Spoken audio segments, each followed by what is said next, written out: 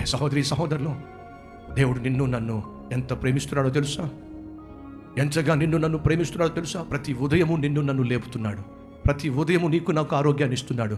ప్రతి ఉదయము దేవుడు నీకు సూర్యోదయాన్ని ఇస్తున్నాడు. ప్రతి దినము దేవుడు నీకు ఆక్సిజన్ ఇస్తున్నాడు. ప్రతి దినము దేవుడు నీ గుండె ఆగిపోకుండా దాన్ని కాపాడుతూ ఉన్నాడు. ప్రతి దినము దేవుడు నిన్ను పోషిస్తున్నాడు. ప్రతి దినము దేవునితో మాట్లాడాలని ఆశపడుతున్నాడు. కానీ నువ్వు మాత్రం తిరిగి మాట్లాడవే, నువ్వు మాత్రం ఆయనను ప్రేమించవే, నువ్వు మాత్రం ఆయనను పట్టించుకోవే.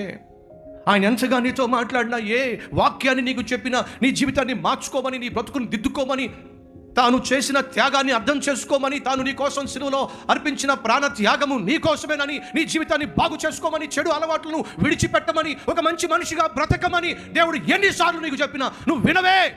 కనీసం తిరిగి జవాబు ఇవ్వవే. నా బ్రతుకుని దిద్దుకుంటాను ఒక్కసారి చెప్పవే. ఇక నుంచి నీ కుమారుడిగా కుమార్తెగా జీవిస్తాను, నువ్వు పరిశుద్ధుడు కనుక నేను పరిశుద్ధునిగా ఉంటాను అని ఒక పలుకు పలకవే.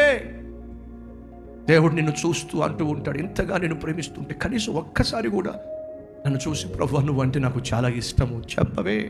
ఎందుకు చెప్పలేకపోతావు తెలుసా? నీలో జీవము లేదు కాబట్టి, నువ్వు ఆత్మీయంగా చచ్చిపోయావు కాబట్టి, నీకు మనసు అనేది లేదు కాబట్టి నువ్వు దేవుని ప్రేమను అర్థం చేసుకోలేకపోతున్నావు. దేవుడు మాట్లాడతాడా? ఎస్.